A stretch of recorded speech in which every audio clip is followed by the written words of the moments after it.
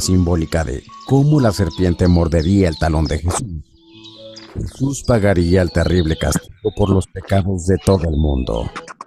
La muerte y resurrección de Jesús destruiría o aplastaría el poder del diablo de reclamar a cada persona para el castigo eterno en el infierno.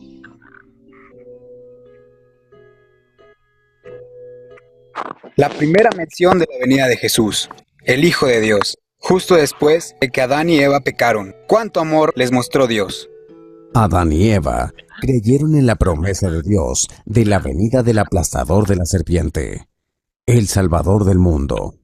Adán y Eva poseían la fe salvadora en las promesas de Dios. Fueron salvados por la fe en el Salvador venidero, Jesús, el aplastador de la serpiente. Pero debido a la naturaleza pecaminosa que todavía estaba presente en ellos, todos nosotros, los hijos de Adán y Eva, nacimos con una naturaleza pecaminosa. A menos que uno escuche y crea el mensaje del Salvador, se perderá para siempre. A menos que uno llegue a la fe salvadora por el bautismo o por el escuchar y creer en la palabra, el diablo podrá reclamar esa alma para el castigo eterno en el infierno. Uno no puede ser perdonado sin la fe en Jesús.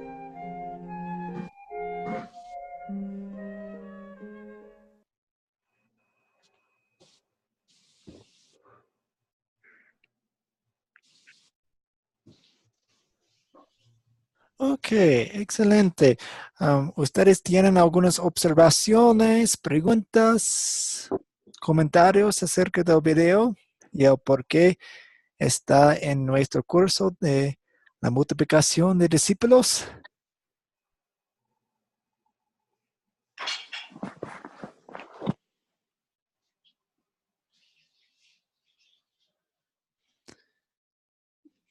Bueno, a mí sí me gustaría saber por qué está este video en el tema que estamos tratando. Pero, Muy bien. porque me parece que no tiene relación, pero alguna relación debe tener, por eso lo puso usted ahí. Sí. ¿Qué opinan los demás, Daisy?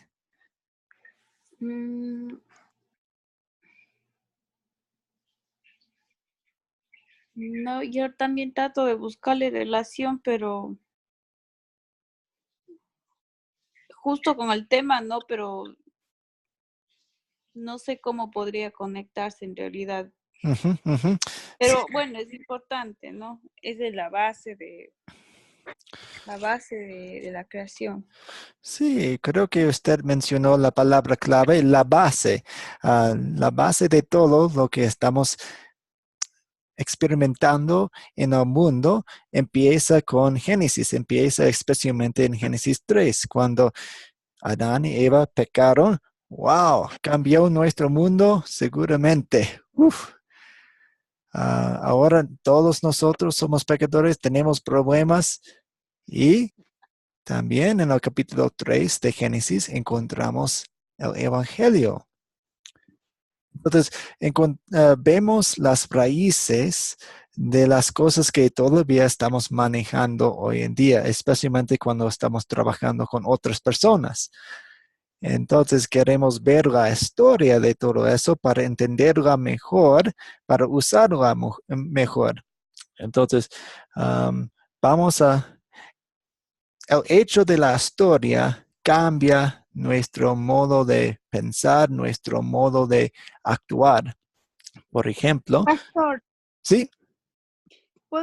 perdón que interrumpa ahí, pero es que me salta una pregunta y como que siempre la he tenido ahí y como que debía hacerla unos años atrás. ¿Y Cuando cuál estaba es? empezando mi camino en el crecimiento espiritual. Pero, ok, nosotros nacemos pecadores. Sí. Por el error de Adán y Eva que fue hace miles de años atrás, ¿verdad? Pero ¿por qué? O sea, fueron ellos los que cometieron errores y ¿por qué toda la humanidad tiene que pagar por es como pensar, es un Dios castigador y que castiga como a toda la generación. Yo como madre digo, si mi hijo comete un error y castigo, entonces le voy a castigar hasta sus nietos, bisnietos, mis bisnietos, o sea, todo el mundo va a estar pagando por el error. Y pues, ¿por qué? Que a veces con la historia y con otras anécdotas en la Biblia uno supone, o uno, bueno, yo pienso a veces que es un Dios castigador, que me condena desde mi nacimiento y sin haber yo hecho realmente nada. Sí, Entonces, buena eso es lo pregunta. que Es tengo yo y que fundamental. también me puede preguntar muchas personas, ¿no? En el momento en que Ujú. dice, Sí. ¿cómo voy a pagar yo por...? Entonces, no están, ¿cómo van a creer que yo voy a creer eso? Voy a seguir a ser un cristiano cuando es tan difícil y que a uno le metan en la cabeza ese que va a pagar por los pecados de Adán y Eva, que fue hace millones y millones de años atrás, que nada tiene que ver conmigo. Sí, buena pregunta. Pues hay algunas cosas que quiero mencionar. La primera es que Dios sí es un Dios castigador. De hecho, Él tiene todo el derecho de castigarnos y Él va a castigarnos si no estamos en Cristo. Vemos en lugares como Salmo 5:5 que dice que Dios odia, Dios aborrece a los malhechores. Y vemos a través de la Biblia que todos nosotros somos malhechores. Entonces, y también un pecador, el pecado no puede estar en la presencia de un Dios santo. Entonces, Dios sí es un Dios castigador, también es un Dios de amor y vemos cómo eso se coinciden en la cruz, cuando vemos el castigo de Dios ahí en la cruz, castigándole a Jesús, y también vemos el amor de Dios en el mismo punto de la historia, porque nosotros debíamos estar allí. Entonces, eso es un punto. Otro punto que quiero leer de Génesis 5 es que, sí, Génesis 5, 1 a 3. Esta es la lista de los descendientes de Adán. Cuando Dios creó al ser humano, lo hizo a semejanza de Dios mismo. Los creó hombre y mujer y los bendijo. El día que fueron creados los llamó seres humanos. Y la 3 es lo que quiero destacar, es cuando Adán llegó a la edad de 130 años, tuvo un hijo a su imagen y semejanza y lo llamó Set. Entonces, nosotros heredemos el pecado de nuestros padres, de ellos, de sus padres, de ellos, de nuestros bisabuelos, etcétera, etcétera, etcétera. Entonces, tenemos el pecado dentro de nosotros. Fuimos concebidos pecadores, condenados. Y también dos cosas más. En Romanos 5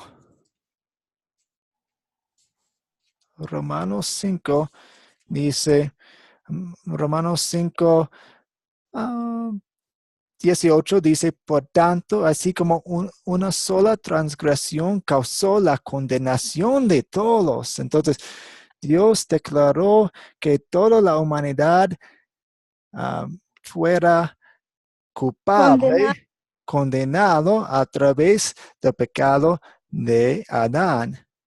Oh, entonces es una... Yo sí entiendo que dice la Biblia que somos condenados, pero yo quiero entender por qué. Porque por el error de dos personas, la humanidad tiene que pagar las consecuencias, sufrir las consecuencias. Perdón.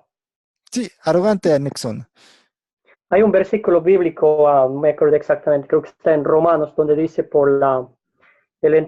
por la desobediencia de uno entró el pecado al mundo, y por medio del pecado entró la muerte, y así para toda la humanidad. No me acuerdo específicamente, creo que es Romanos.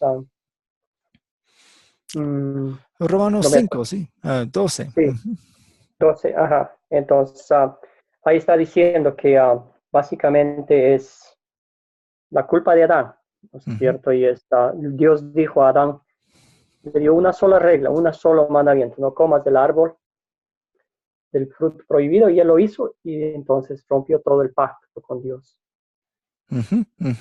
Sí, y queremos ver la conexión. Sí, nosotros somos condenados por el pecado de un solo hombre, pero también somos justificados por la obediencia de un solo hombre. ¿Y cómo puede ser eso justo si estamos tratando de ver qué es justo y qué no es justo? Entonces tenemos que conectarlo con el Evangelio también, que sigue las mismas líneas. Yo sí entiendo el sentimiento de Jenny, porque es, o sea, por qué Dios nos trajo al mundo si Él sabía de antemano que ya iba a pecar Adán y Eva? ¿Por qué? O sea, ¿por qué nos puso esa trampa, ese árbol? ¿Por qué no quitó? ¿Por qué no le escondió si sabía que no podíamos comer? A veces no sabemos la mente de Dios es más grande que nosotros. No fue una trampa, fue una manera para agradecerle a Dios por obedecer. Entonces, cada vez que pasaban por allá, podían no comer, y en su acción de no comer fue una acción de gratitud de lo que Dios había hecho para ellos. ¿Sabe, pastor, que a mí me dieron una respuesta que me dejó un poco más, digamos, una vez como un poco más conforme? De todas maneras, como usted dice, hay cosas que nunca vamos a poder entender y simplemente tenemos que aceptar la voluntad de Dios, que no llega a nuestro entendimiento, pero lo que me contestaron una vez es que Dios nos creó, pero nunca nos creó con el afán de nosotros ser sus marionetas. De que Él nos iba a manejar con hilos, no, sino Él nos creó con libre albedrío, y Él confió en que no iba a pasar eso, o sabía que iba a pasar, pero pasó. Pero ahí está, le dio al hombre la voluntad, le dio la de elección, o sea, no son solo manejados como muñecos, no somos manejados como unos muñecos por Él, hacer lo que Él quiera o lo que no quiera, o caprichos de Dios. Sí, no somos robots. Ajá. Sí, muy bien. Sí, buenas preguntas, y pues nos sometemos a la palabra de Dios y lo que eso dice. ¿Qué iba a decir? Iba a añadir una cosa más. Oh, sí, y también, y no estoy diciendo que su intención es eso, pero a veces cuando yo pienso en eso, sale de un poco de mi arrogancia. Oh, si yo hubiera estado allí en vez de Adán, si fuera Natán y Eva en vez de Adán y Eva, no habríamos caído en la tentación, no habríamos caído en el pecado. Y si yo habría estado en la situación, yo habría hecho lo mismo. Entonces, tal vez sale a veces de una poca de nuestra arrogancia, nuestro egocentrismo. Muy bien, buenas preguntas, gracias. Por eso siempre queremos, y como decía antes, siempre queremos ir a la base, porque estamos usando la misma ley y el mismo evangelio cuando estamos trabajando con otras personas. Lo que quiero mostrarles ahora es un versículo clave que vamos a usar y vamos a resumir y repasar cada vez que tenemos la clase. Voy a compartir mi pantalla en unos 2 o 3 segundos. O tal vez más, perdón. Pantalla. Ok, muy bien. ¿Dónde está? No lo encuentro. Ups. Debe estar ahí. Muy bien. Escape. Y eso viene de la segunda carta a Timoteo 2:2. La segunda carta de Timoteo 2:2. Es una referencia fácil de recordar. 2:2:2, Timoteo. 2:2:2, Timoteo.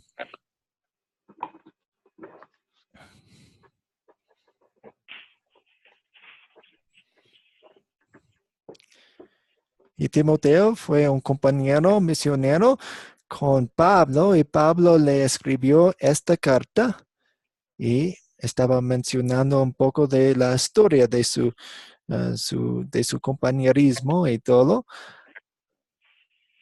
Y también un poco de la historia en esta parte de cómo Timoteo se había enterado de las buenas noticias. ¿Alguien quiere leerlo?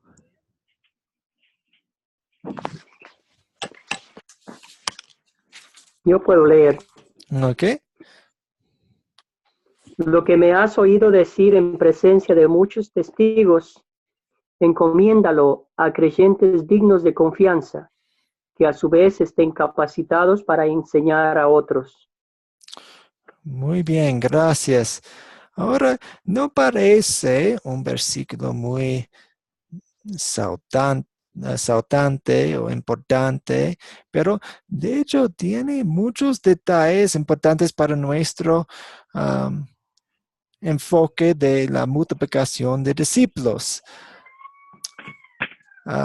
Tengo una pregunta aquí de que dice: el misionero Pablo reflexiona sobre su relación con el joven líder Timoteo y cómo el evangelio sigue por la cadena de líderes que se describe en el versículo. ¿Cuántas generaciones de discípulos, eslabones de la cadena, son mencionadas en este versículo? Entonces, si estamos contando las generaciones, ¿cuántas generaciones vemos en este versículo?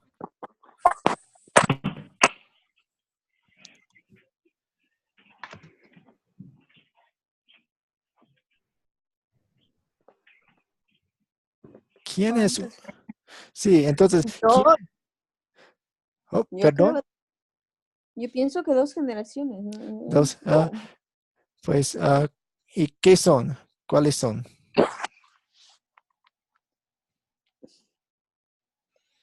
Bueno, porque acá dice lo que me has oído decir en presencia de muchos testigos. Es difícil definir cuántas generaciones. Sí, Porque están entonces. los creyentes, los testigos que hemos visto. Y quiere enseñar a otros, tal vez 3 generaciones. Ok, a ver, ¿quién está hablando en el versículo?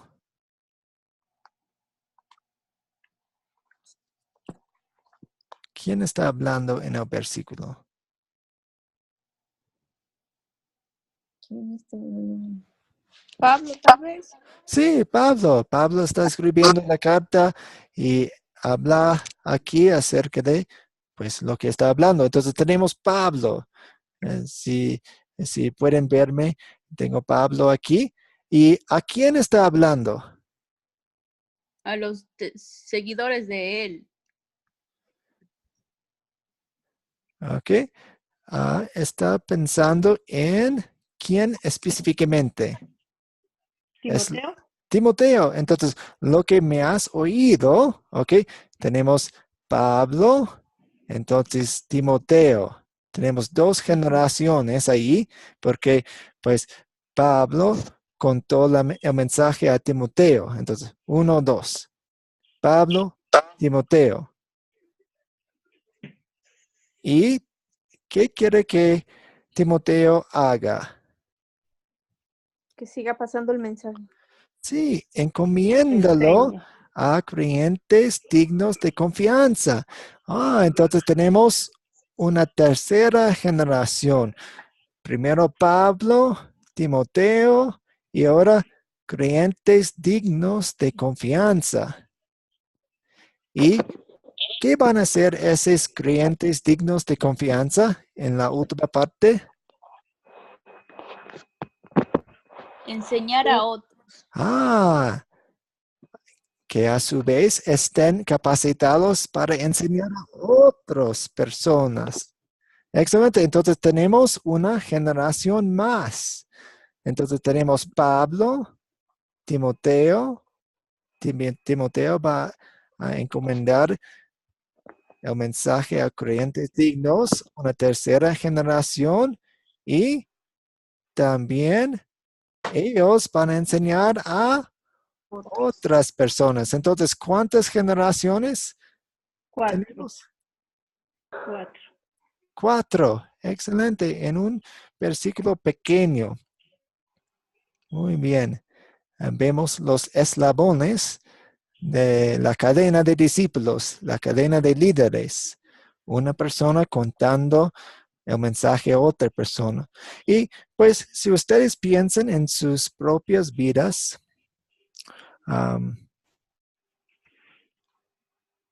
tal vez no saben los nombres y no conozcan a las personas, pero a través de los siglos, una persona habló con otra persona, quien habló con otra persona, y podemos ver el hilo rojo a través de los siglos del Evangelio de la fe hasta que llegó a ustedes. Entonces empezó probablemente con algunos de los discípulos y a través de los siglos, miles de años, 2000 años. Ahora Jenny, Elba, Daisy, Nixon y Antonia son creyentes a través de las cadenas. Muy bien. ¿Cómo llega a ser un discípulo una persona?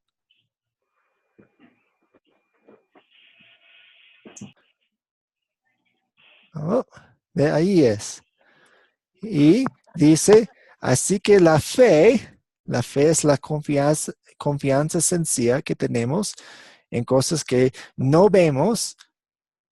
La fe salvadora es la fe, la confianza en las promesas de la salvación en Jesucristo.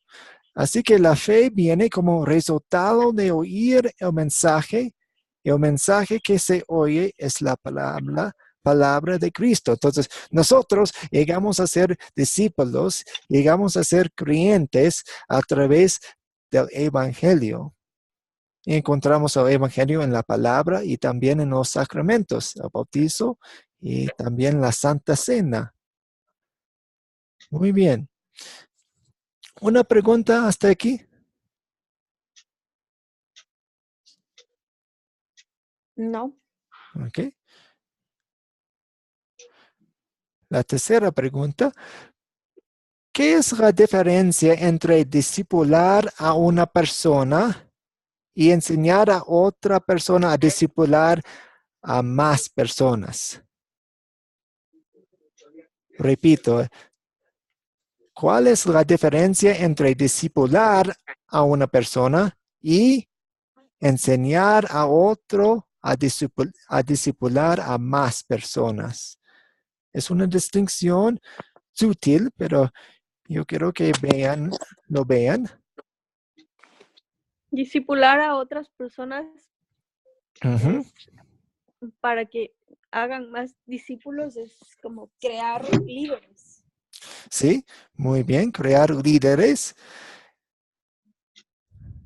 Para que continúen con enseñando la palabra. Uh-huh, uh-huh. Tal vez va a ver un poco más fácil si tengo las preguntas enfrente de ustedes. Ahí. La pregunta es, ¿cuál es la diferencia entre discipular a una persona y enseñar a otro a discipular a más personas? Yo creo, por ejemplo, pastor, que cuando usted discipula a una sola persona, es que esa persona como que recién está aprendiendo de la vida cristiana, de Ujú, Cristo. Y cuando usted enseña a otros a discipular a otras personas, yo ujú, pienso que son gente que ya tiene un poco más de bases de conocimiento de Cristo y que están un poco más listos para enseñar la palabra de Dios a otros. ujú. Ok, estamos acercándonos, creo. ¿Alguien más quiere agregar algo? Para mí, buenas noches. Buenas noches, Antonia. Para mí, pienso que discipular a una persona, pues estoy liderando a una persona. Ujú, Mientras que si enseño a discipular a uno si yo soy un líder, yo voy a enseñar a otros a ser líderes. ujú. Para tener mayor alcance. Ujú. Muy bien. Más. ¿Alguien más?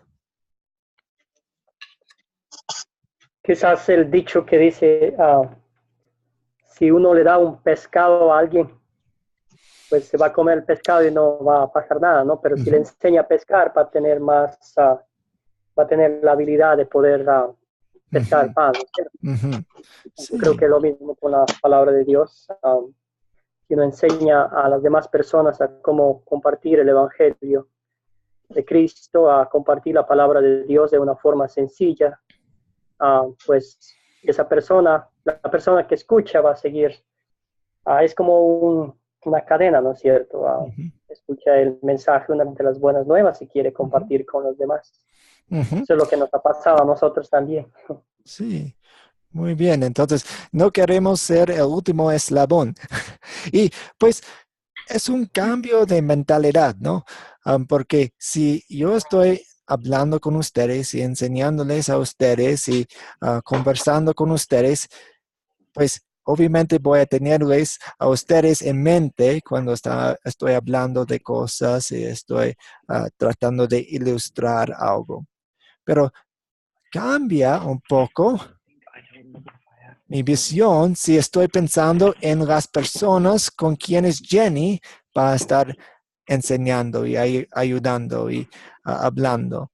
Y cambia un poco si estoy pensando en las personas que Daisy va a estar enseñando y liderando y discipulando, y Antonia y Elba. Entonces, todavía estoy enfocado en ustedes, pero también estoy viendo las personas detrás de ustedes. Estoy viendo los eslabones un poco más, porque puedo enseñarles, como Nixon dijo, a pescar, para que ustedes también enseñen a otras personas. ¿Entendido? Entendido. Ok. Una pregunta más antes de ver el último video para terminar la clase de hoy. ¿Cuáles son algunos de los beneficios de discipular a otras personas en un tipo de cadena de líderes?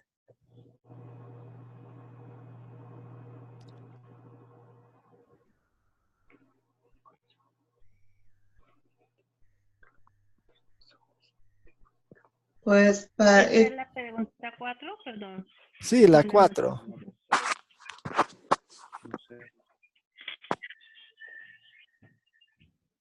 uno de los beneficios es llegar a más personas y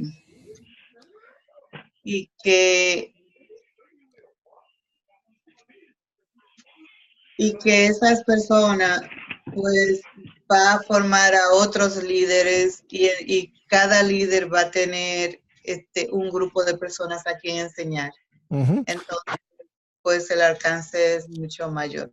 Sí, la mayoría de ustedes creo viven en ciudades muy grandes y obviamente ustedes no pueden alcanzar a todas las personas en su ciudad, pero pueden llegar a algunas personas y esas personas pueden llegar a más personas y esas personas pueden llegar a más personas y tal vez en el futuro pueden llegar a todas las personas en sus ciudades. Una sola persona o un grupo de personas no pueden hacerlo. Entonces, queremos que cada persona sea capacitada a enseñar, a evangelizar, a hablar acerca de Jesús, compartir la esperanza que tenemos en Él. Uso esta ilustración a menudo, pero cada persona es como una pieza en un rompecabezas y cada pieza toca a otra pieza y se necesitan todas las piezas, pero yo conozco a personas a quienes ustedes no conocen, ustedes conocen a personas a quienes no conozco yo, entonces, wow, podemos llegar a personas a través de las conexiones que tenemos.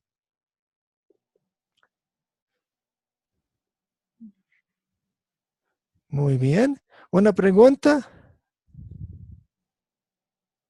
¿Comentario? Pastor, yo estaba pensando cuando el domingo, después de la misa, vino el estudio de la Biblia y estábamos relacionando acerca de la resurrección de Jesucristo. Y para mí, pues, se grabó bastante ese ejemplo donde uno le puede demostrar a la gente que no cree en Jesucristo cómo Cristo fue el único hombre que resucitó. Y precisamente hoy estaba yo hablando con una persona y la invité a la iglesia y le dije, tienes que reconocer que de las religiones, ninguna religión tiene una prueba donde Jesucristo resucitó. Sí, el cristianismo. Sí, el cristianismo es único, es único. Todas las otras religiones del mundo tratan de llegar a una buena relación con Dios a través de las obras que nosotros hacemos. Y nosotros llegamos al cielo a una buena relación con Dios a través de una persona que es Jesucristo. Muy bien. Ok, para terminar la clase tengo un video acerca de Pablo y Bernabé. Pablo y Bernabé. Y van a ver la conexión que tienen. Es la conexión entre dos eslabones. Y pueden ver algunos de los ejemplos de cómo nosotros podemos discipular y ayudar a otras personas.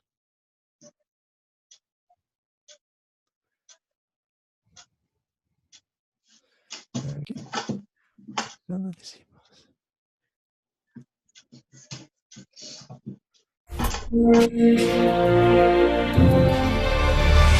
Academia Cristo, aquí tu paz. Multiplicando discípulos. Lección 4.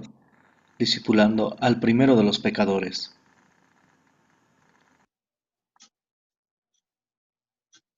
¿Quiénes son ellos? ¿Cómo forman parte del mandato de Jesús y la urgencia de su mensaje? Ellos son Saulo y Bernabé. Dios les usó para que su iglesia creciera. Saulo, ese nombre me suena. Saulo, el que persiguió a la iglesia. ¿Cómo es que Dios lo usó para servir a su iglesia? Es cierto, este hombre es el mismo Saulo del que hablas, quien persiguió a la iglesia y a quien Dios llamó para hacer una tarea muy importante, pero esta tarea no fue surgida de la nada. Dios usó a Bernabé para comenzar la cadena de discípulos. En la historia de Pablo y Bernabé vemos esta cadena de discípulos en acción. Pablo mismo escribe sobre esta cadena en 2 de Timoteo capítulo 2, versículo 2. Lo que has oído de mí ante muchos testigos, encárgaselo a hombres fieles que sean idóneos para enseñar también a otros. Esto es muy interesante. Pero, ¿cómo es que Pablo fue discípulo? ¿Quién lo instruyó? ¿Cómo lo hizo? La gente confiaba en él. Pero... Todas estas preguntas son muy buenas, y te responderé cada una de ellas, pues con esto se ve cómo se discipula al primero de los pecadores. ¿El primero de los pecadores? Así es. Te contaré la historia. Vayamos al libro que te di. Primero veamos quién instruyó a Pablo. Leamos Hechos capítulo 4, versículos 34 a 37. Así que no había entre ellos ningún necesitado, porque todos los que poseían heredades o casas las vendían y traían el precio de lo vendido y lo ponían a los pies de los apóstoles, y se repartía cada uno según su necesidad. Entonces José, a quien los apóstoles pusieron por sobrenombre Bernabé, que traducido es hijo de consolación, levita natural de Chipre, como tenía una heredad, la vendió y trajo el precio y lo puso a los pies de los apóstoles. ¿Es este hombre quien discipuló a Saulo? Bernabé, como líder de la iglesia, participó en hacer discípulos para la iglesia de Dios y fue hijo de consolación, ayudando a otros para ser líderes y consolar a otros con el evangelio. Él hizo lo mismo por otros. Veremos dónde se encuentran los dos en nuestra historia. Veamos el liderazgo de Bernabé, hijo de consolación, en Hechos capítulo 9, versículos 26 al 30. Cuando Saulo llegó a Jerusalén, tuvo la intención de reunirse con los discípulos, pero todos le tenían miedo porque no creían que fuera uno de ellos. Entonces Bernabé se encargó de llevar a Saulo ante los apóstoles, y allí les contó cómo Saulo había visto al Señor en el camino, cómo había hablado con él, y con qué valor había predicado en Damasco en el nombre de Jesús. Desde entonces, Pablo pudo quedarse en Jerusalén con los apóstoles, y entraba y salía de la ciudad, y hablaba con los griegos y debatía con ellos, pero estos trataban de matarlo. Cuando los hermanos supieron esto, lo llevaron hasta Cesarea y lo enviaron a Tarso. ¿Los discípulos no confiaban en Saulo? Así es. Pero Bernabé era un líder activo en la iglesia cristiana. Él fue enviado por los apóstoles y en este viaje buscó a Saulo y lo llevó con él. Saulo aún no era un líder y necesitaba preparación para esto. Bernabé vio esta oportunidad para instruir a Saulo en la tarea de la preparación a otros para el reino de Dios. Mientras tanto, los que habían sido dispersados por la persecución que se desató por causa de Esteban llegaron hasta Fenicia, Chipre y Antioquía, y hablaban las buenas noticias solamente a los judíos. Pero había allí unos varones de Chipre y Cirene, y al entrar en Antioquía, habían hablado también a los griegos acerca de las buenas noticias del Señor Jesús. Y con la ayuda del Señor, un gran número de personas creyó y se convirtió. Como esto llegó a los oídos de la iglesia en Jerusalén, enviaron a Bernabé hasta Antioquía. Y cuando él llegó y constató la bondad de Dios, se alegró mucho y exhortó a todos a permanecer fieles al Señor con todo el fervor de su corazón. Bernabé era un hombre bueno, lleno de fe y del Espíritu Santo, así que una gran multitud se agregó para seguir al Señor. Después de eso, Bernabé se fue a Tarso para buscar a Saulo, y cuando lo encontró, lo llevó a Antioquía.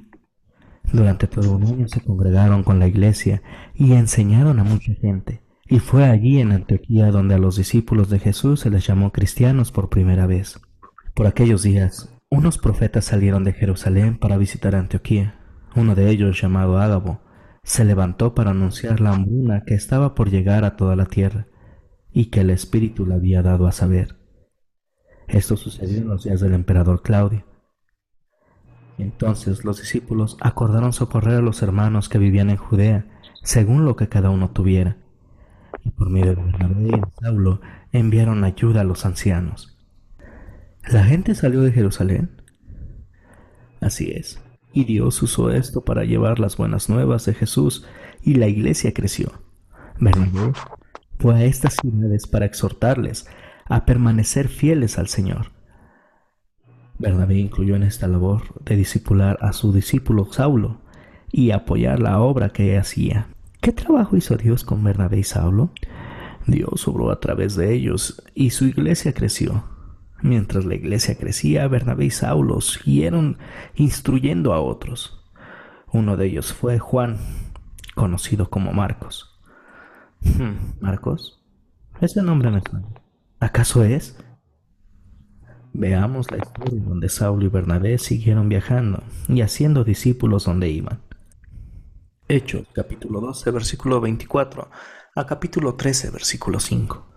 Mientras tanto, la palabra del Señor seguía extendiéndose y multiplicándose. Cuando Bernabé y Saulo cumplieron su servicio, volvieron a Jerusalén y se llevaron con ellos a Juan, también conocido como Marcos. En la iglesia de Antioquía eran profetas y maestros Bernabé y Simón, al que llamaban Níger, Lucio de Cirene, Manaén, que se había criado con el tetrarca Herodes, y Saulo.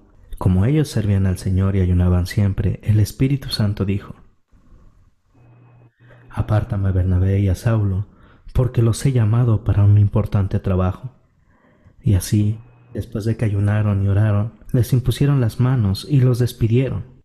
Bernabé y Saulo fueron llevados por el Espíritu Santo a Seleucia, y de allí navegaron a Chipre. Al llegar a Salamina, comenzaron a predicar la palabra de Dios en la sinagoga de los judíos. Juan iba con ellos y les ayudaba. ¿Dios instruyó a Saulo en todos estos viajes? Sí, y también muchos más recibieron instrucción. ¿Recuerdas nuestro versículo de 2 de Timoteo, capítulo 2, versículo 2? Sí, ahora veo a lo que se refería Pablo. Aún con sus viajes no todo fue bien, pero aún así Dios usó todo esto para que la iglesia creciera y los discípulos discipularan a más para que la iglesia creciera. Veamos cómo ocurrió esto en Hechos capítulo 14, versículos 8 a 13 y versículo 23. En Listra había un hombre lisiado de nacimiento. No podía mover los pies ni había caminado jamás. Estaba sentado, escuchando a Pablo. Y cuando Pablo lo vio a los ojos, comprendió que tenía fe para ser sanado. Entonces Pablo levantó la voz y le dijo: «Levántate y apóyate sobre tus pies». Y aquel hombre dio un salto y comenzó a caminar. Al ver la gente lo que Pablo había hecho, comenzó a gritar en lengua licaónica: «Los dioses han bajado en forma de hombres y nos están visitando». A Bernabé lo llamaron Júpiter, y como Pablo era el que hablaba, a él lo llamaron Mercurio. El sacerdote de Júpiter, que oficiaba en el templo que estaba frente a la ciudad, llevó hasta las puertas toros y guirnaldas, y les querían ofrecer sacrificios junto con la muchedumbre. También nombraron ancianos en cada iglesia, y luego de orar y ayunar los encomendaron al Señor, en quien habían creído. Qué triste que la gente trató mal a los discípulos. Es cierto, pero ve cómo Dios mantenía unidos y activos a los primeros cristianos, siendo capacitados y haciendo que la iglesia siguiera creciendo. ¿Cómo crees que estos eventos prepararon a Saulo? No es que ya lo haya alcanzado, ni que ya sea perfecto, sino que sigo adelante por ver si logro alcanzar aquello para lo cual también fui alcanzado por Cristo Jesús. Hermano, yo mismo no pretendo haberlo alcanzado ya, pero una cosa sí hago. Me olvido ciertamente de lo que ha quedado atrás y me extiendo hacia lo que está adelante. Prosigo a la meta, al premio del supremo llamamiento de Dios en Cristo Jesús. Es cierto, Saulo llegó a ser un líder que creció en su fe y maduró para preparar a más.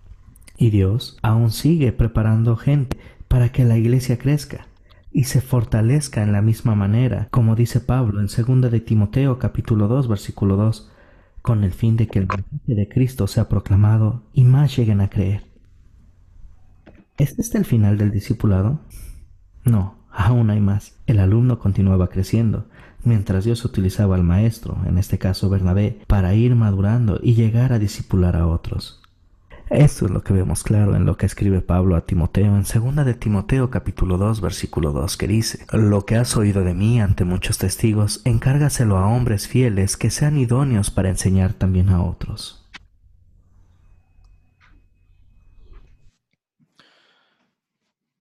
Ok, gracias.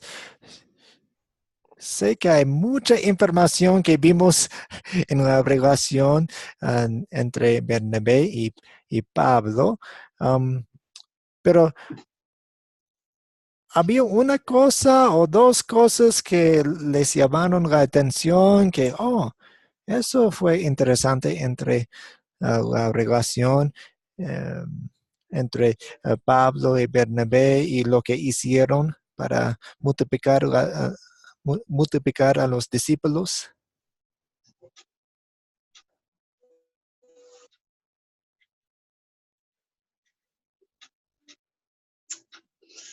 ¿Puede repetir la pregunta si nos pareció algo interesante en el video? Uh-huh. Sí, algo que ustedes quieren seguir en su propio cadena de discípulos. Bernabé hizo eso con Pablo, él tenía esta actitud con Pablo, él hacía eso con Pablo, y yo quiero seguir su ejemplo en mi vida cuando estoy hablando con otras personas.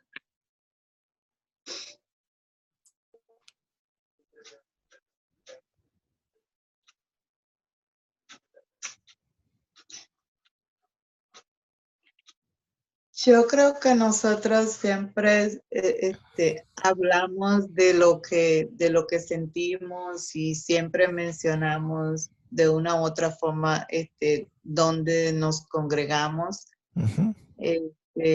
Entonces, no sé exactamente si es como de preparar personas para ser Uh-huh. líderes, es un poco, no sé si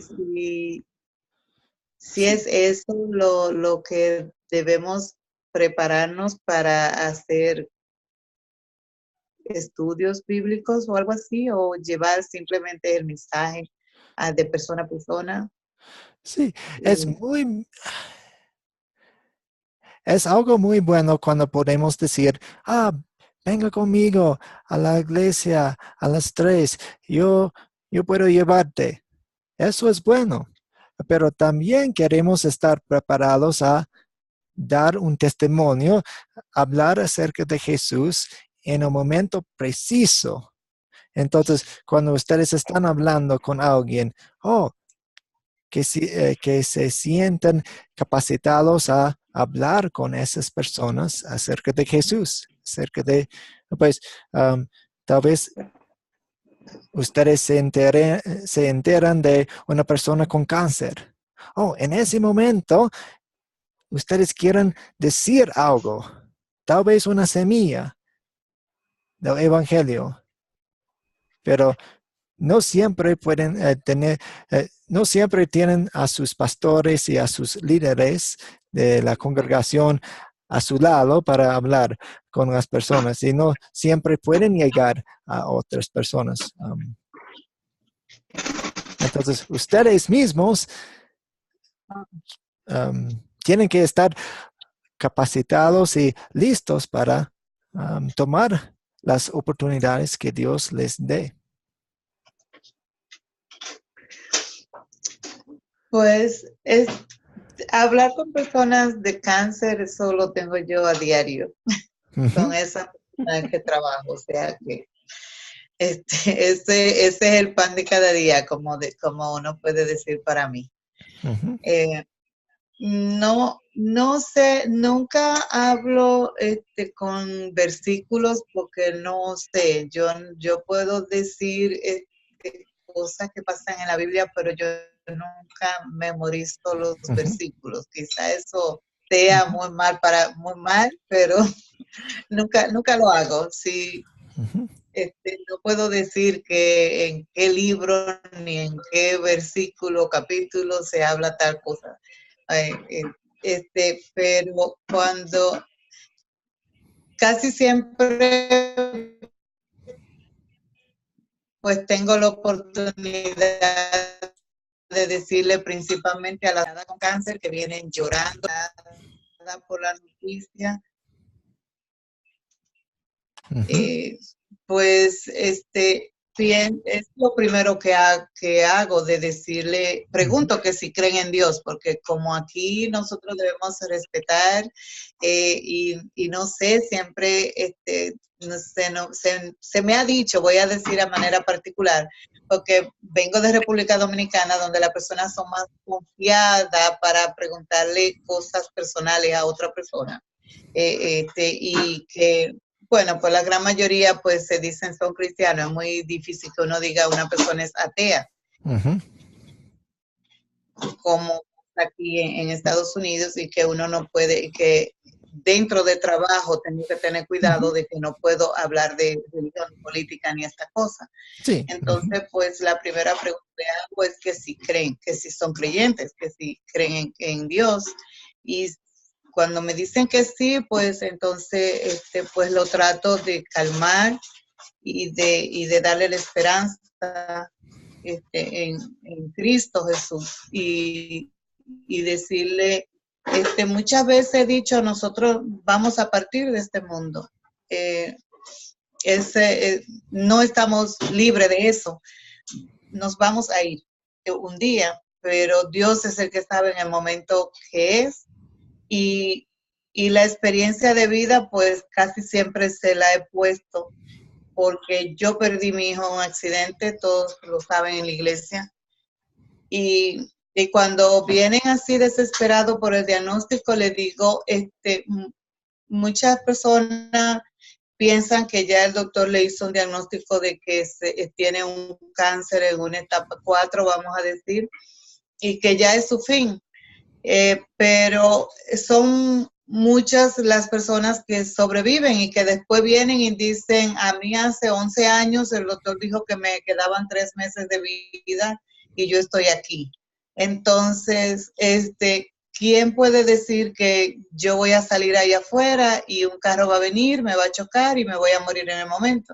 Y no estoy diagnosticada con cáncer. Y perdí mi hijo joven, que quien estaba pensando que un muchacho joven iba a perder su vida cuando estaba comenzando a vivir, como decimos nosotros, una persona joven. Y estas son las cosas que nos pasan día a día. Nosotros no sabemos en qué momento vamos a partir y debemos entregar nuestras vidas a Dios y a Jesús y confiar en que Él murió por nosotros en la cruz y perdonó nuestros pecados y poner nuestra vida y la confianza en Él. Y tratar de no angustiarte. Yo sé que es difícil no angustiarse con un diagnóstico y con todo lo que se le viene encima, pero le trato de agarrar sus manos y decirle que ponga toda su tristeza, todas sus preocupaciones en las manos de Dios, en la mano de Dios. Y que confíen, porque eso es lo único que podemos hacer, confiar. Sí, muy bien. Parece que usted tiene algunas oportunidades cuando personas están, pues, están muy listas a escuchar. Exacto, sí. Pero eso es un poco más difícil como para reunir personas y hablarle. Aquí eso es como muy difícil con los horarios de trabajo, con las personas que casi no se conoce, que están a distancia. Sí, un poco entonces, más complicado. Pues tenemos que ser creativos. Dios quiere que seamos muy sabios. Entonces, si hay obstáculos, si hay obstáculos, pues vamos a pensar en maneras para superarlos. Sí. ¿Alguien más quiere compartir algo?